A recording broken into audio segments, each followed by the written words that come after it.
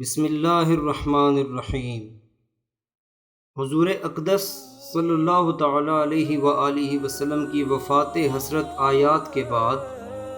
جو قبائل عرب مرتد ہو کر اسلام سے پھر گئے تھے ان میں قبیلہ کندہ بھی تھا۔ چنانچہ امیر المؤمنین حضرت ابوبکر صدیق رضی اللہ تعالی عنہ نے اس قبیلہ والوں سے بھی جہاد فرمایا اور مجاہدین اسلام نے اس قبیلہ کے سردار اعظم یعنی اشعث بن قیس کو گرفتار کر لیا اور لوہے کی زنجیروں سے جکڑ کر اس کو دربار خلافت میں پیش کیا۔ امیر المؤمنین رضی اللہ تعالیٰ عنہ کے سامنے آتے ہی اشعث بن قیس نے بآواز بلند اپنے جرم ارتداد کا اقرار کر لیا اور پھر فوراً ہی توبہ کر کے صدقے دل سے اسلام قبول کر لیا۔ امیر المؤمنین رضی اللہ تعالیٰ عنہ نے خوش ہو کر اس کا قصور معاف کر دیا اور اپنی بہن حضرت ام فروہ رضی اللہ تعالیٰ عنہا سے اس کا نکاح کر کے اس کو اپنی قسم قسم کی عنایتوں اور نوازشوں سے سرفراز کر دیا۔ تمام حاضرین دربار حیران رہ گئے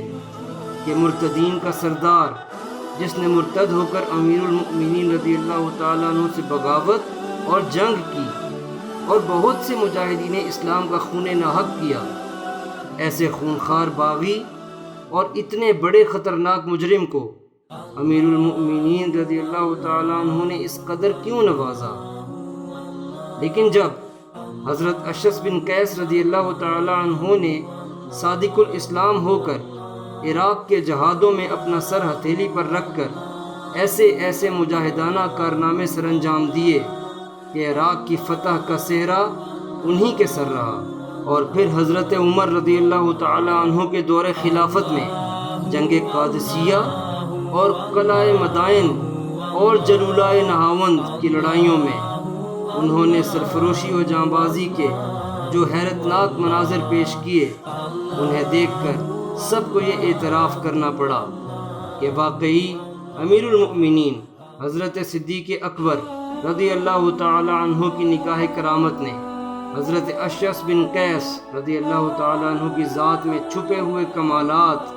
کہ جن انمول ہیروں کو برسوں پہلے دیکھ لیا تھا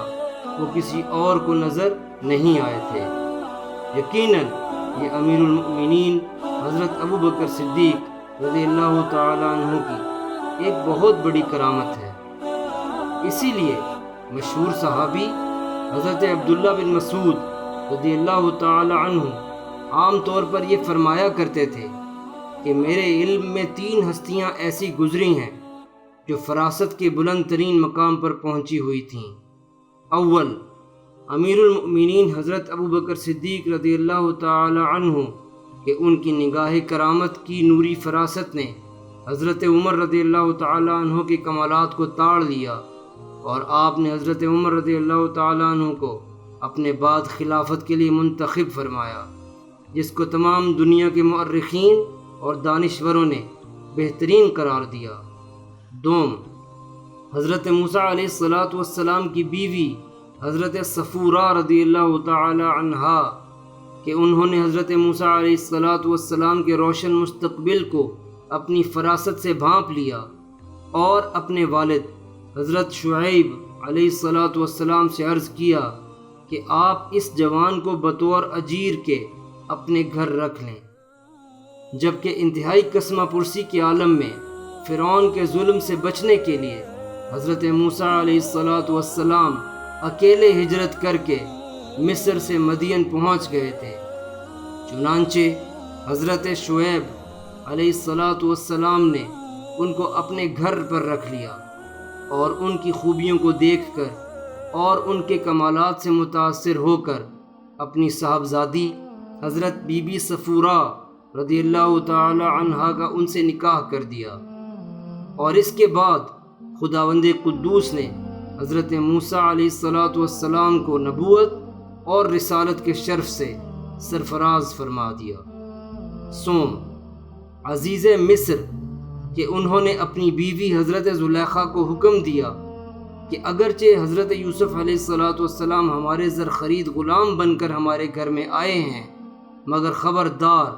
تم ان کے اعزاز و اکرام کا خاص طور پر اہتمام و انتظام کرنا، کیونکہ عزیز مصر نے اپنی نگاہ فراست سے حضرت یوسف علیہ السلام کے شاندار مستقبل کو سمجھ لیا تھا کہ گویا آج غلام ہیں مگر یہ ایک دن مصر کے بادشاہ ہوں گے۔